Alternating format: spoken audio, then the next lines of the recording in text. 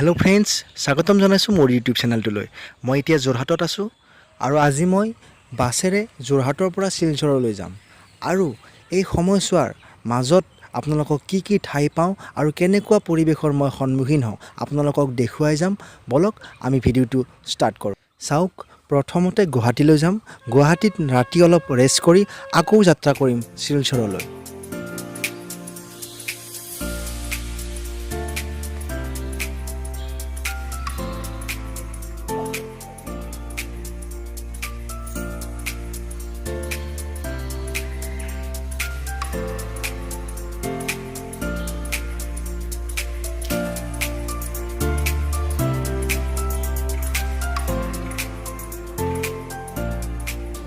প্ৰথমতে যোৰহাটৰ পৰা আহি আছোঁ আজি। যোৰহাটৰ পাছত কি পাইছোঁ আমি? নুমলীগড়ৰ পাছত বোকাখাতৰ পাছত কহৰা, কহৰাৰ পাছত হাতীখুলিৰ পাছত জখলাবন্ধা। তাৰ পাছত এতিয়া আমি গুৱাহাটী খানাপাৰাত আছোঁ। ইয়াৰ পাছত যাম আমি শিলচৰ গ'লে আমি শ্বিলং হৈ যাব লাগিব। শ্বিলং, তাৰপাছত জোৱাই, তাৰপাছত শিলচৰ। ৰাতি টোপনি ক্ষতি হৈ আছে, এইবাৰ চকু টকুৰ পূৰা একদম ক'লা পৰি আছে, শুব পৰা নাই। ৰাতি 1টামান বজাত আহি পাইছোঁ। তাৰপাছত আকৌ মানে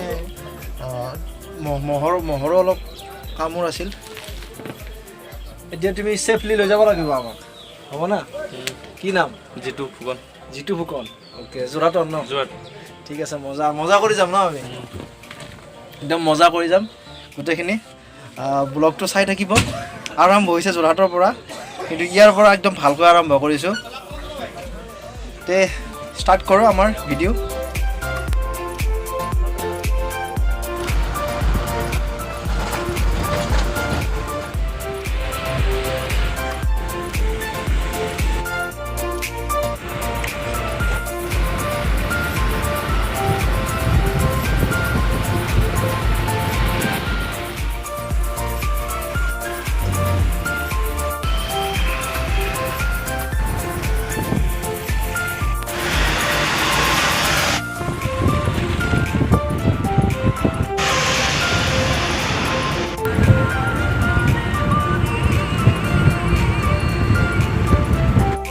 আপোনালোকে দেখি আছে যোৰাবাট আৰু বৰ্ণিহাট এৰি আহিছোঁ। এতিয়া পাম উমলিং, আৰু কি কি পাম আপোনালোকক দেখুৱাই যাম। চাই থাকক ভিডিঅ'টো। খুব ধুনীয়া প্ৰাকৃতিক দৃশ্য দেখি আছে আপোনালোকে, আৰু দেখিব।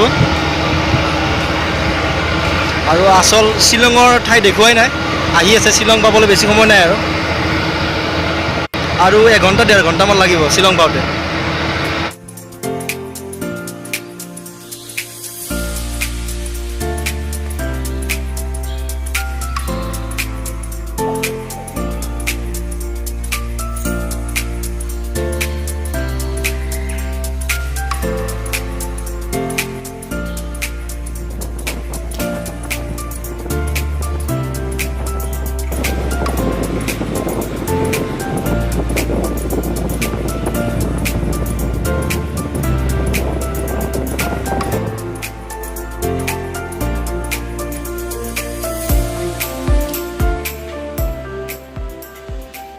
এয়া বৰাপানী, আচলতে এটা ডাঙৰ ঝিল হয়। সেই ঝিলটোৰ নাম উমিয়াম। সেই উমিয়াম বুলি আচলতে জেগাখিনিৰ নাম, আৰু আমি বৰাপানী বুলি জানো।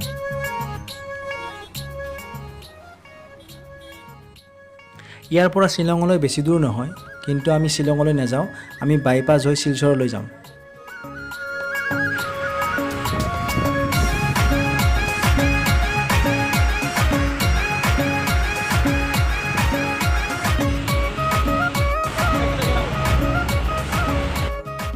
ইয়াৰ ৰাস্তাবিলাক একা বেকাৰ উপৰিও ওখ আৰু চাপৰ।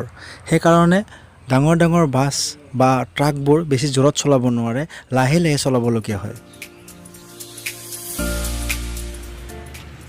এতিয়া ইয়াত নামিছোঁ, এইটো খাই আছোঁ। আমাৰ গুৱাহাটীত 5 টকা লয়, ইয়াত 10 টকাকৈ লৈছে এটাত। খালোঁ কিবা কিবি।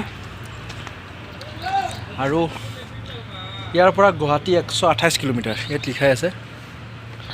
আমি এৰি আহিলোঁ উমলিং আৰু উমৰাং আৰু উমিয়াং ঝিলখন আপোনালোকক দেখুৱাইছোঁ বাটতে। এইখিনি আহি এতিয়া আমি ইয়াত এখন চাহ দোকান আছে, ইয়াত ৰখিলোঁ। ভাষা চাষা একো বুজি নাপায়। ইয়াত পানী খালোঁ। Airport 39 kilometre, Guwahati 128 kilometre. গাড়ীখন বেয়া হৈ আছে, মাজে মাজে 3-4 বাৰ ৰখিছে।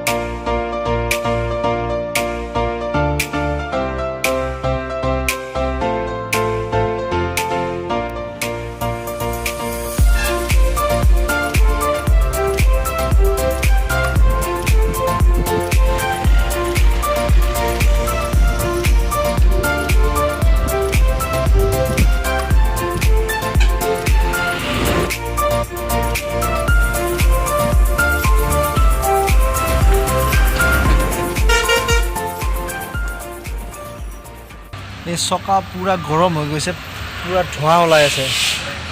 ভাগ্য ভাল জ্বলি নগ'ল। ইয়াত মানে কি পাহাৰৰ একা বেকা ৰাস্তাটো ব্ৰেক মাৰি মাৰি আহি আছে। পূৰা বহুত বেয়া অৱস্থা হৈছে গৰমৰ কাৰণে। আৰু ব্ৰেক মাৰি মাৰি আহিলে গৰম হৈ যায়তো। ব্ৰেকৰ যিটো ইঞ্জিন আছে সেইটো ঠাণ্ডা হ'লে যাব পাৰিম। আৰু ইয়াৰ পৰা শিলচৰ 102 কিলোমিটাৰ। যদি ভাল নহয় ৰাতি ইয়াতে কটাব লাগিব। চাওঁ কি হয় বাৰু।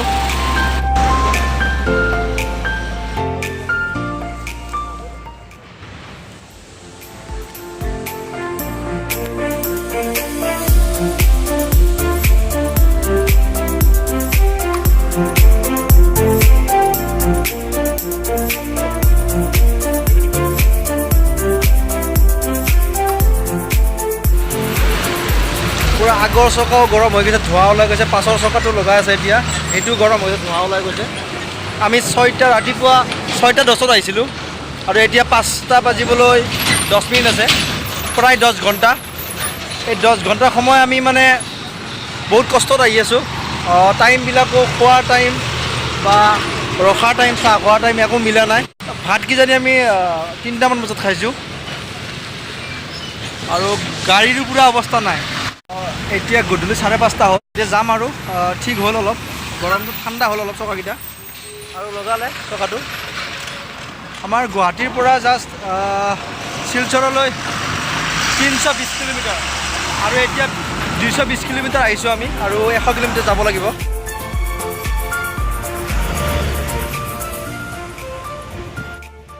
ব্ৰেকৰ শব্দ শুনক, হাতী চিঞৰা দি আছে।